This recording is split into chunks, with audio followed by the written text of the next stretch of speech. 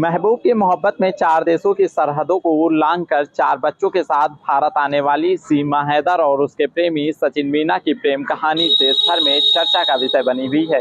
देश की सुरक्षा एजेंसियां सीमा हैदर और उसके प्रेमी सचिन मीना से लगातार पूछताछ कर रही हैं।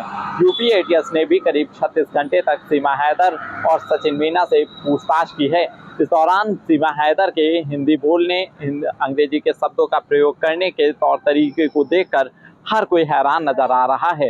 हालांकि सीमा हैदर की ओर से लगातार दावा किया जा रहा है कि पबजी गेम खेलने के दौरान जब भारतीयों से उसकी बातचीत हुई तभी उसने हिंदी और अंग्रेजी के शब्दों को सीखा था। हालांकि पुलिस की ओर से तर्क दिया जा रहा है कि जब सीमा हैदर का पति सचिन मीना ही पश्चिमी यूपी क्षेत्र का है और वह ठीक से हिंदी नहीं बोल पाता है, तो सीमा हैदर ने कैसे हिंदी और अंग्रेजी के शब्दों का इतना अच्छा चयन करना सीख लिया। इसी के साथ यूपी एटीएस ने पूछताछ के दौरान सीमा हैदर को कुछ अंग्रेजी के शब्दों और कुछ हिंदी के शब्दों को पढ़ने के लिए भी दिया था। यह देखकर एटीएस के अफसर भी हैरान रह गए कि आखिर खालिस उर्दू जबान वाले पाकिस्तान से आने वाली सीमा हैदर इतने बेहतरीन तरीके से कैसे हिंदी और अंग्रेजी के शब्दों का व्याख्यान कर रही है। सीमा हैदर से लगातार लंबी पूछताछ हुई है। इसी के साथ सीमा हैदर के पास मिले 4 पासपोर्ट, उसके मोबाइल फोन, सिम कार्ड के बारे में भी यूपी एटीएस के अधिकारियों ने जानकारी जुटाई है। अब तक की जांच रिपोर्ट में इस बात की पुष्टि हुई है कि यूपी एटीएस के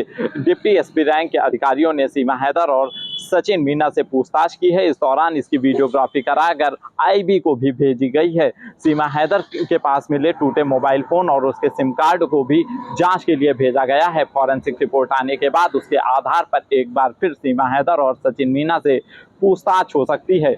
यूपी एटीएस ने सीमा हैदर और सचिन मीना से पूछताछ के दौरान कई सवाल रखे।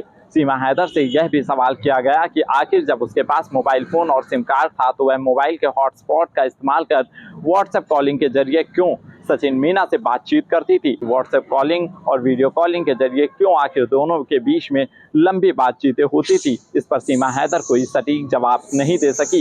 इसी के साथ सीमा हैदर की ओर से अब तक मीडिया रिपोर्ट में बताया गया है कि वह पहले दुबई गई थी और वहां से नेपाल आई और फिर काठमांडू के एक होटल में रुकी, जिसके बाद सीमा हैदर और सचिन मीना ने पशुपतिनाथ मंदिर में शादी की थी। हालांकि सीमा हैदर का यह दावा भी खोखला साबित होता नजर आ रहा है, चूंकि जांच एजेंसियों की रिपोर्ट में खुलासा हुआ है कि पशुपतिनाथ मंदिर में किसी तरीके से शादियां नहीं की जाती हैं। यह बात सामने आने के बाद अब सीमा हैदर से लगातार सवाल जवाब भी तेज हो रहे हैं। हालांकि देखना होगा यूपी एटीएस की जांच रिपोर्ट में और कौन कौन से नए खुलासे होते हैं। सीमा हैदर की ओर से भारत में एंट्री के लिए जिन 2 जगहों का जिक्र किया गया था, यूपी एटीएस की जांच रिपोर्ट में वह 2 जगह भी फेक साबित हुई हैं। सीमा हैदर की भारत के अंदर एंट्री की उन 2 जगहों से कोई भी जानकारी निकलकर अब तक सामने नहीं आई है। उस पूरे एरिया के सीसीटीवी फुटेज भी खंगाले जा रहे हैं।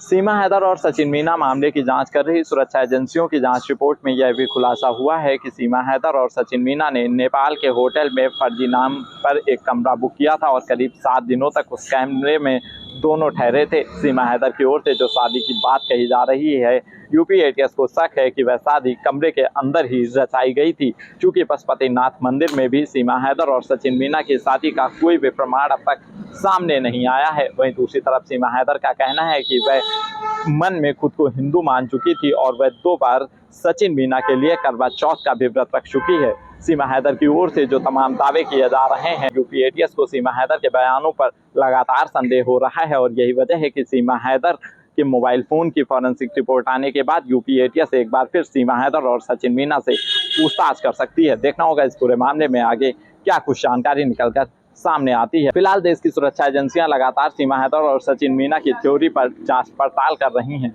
जय कृष्णा, पीटीसी यूपी, लखनऊ।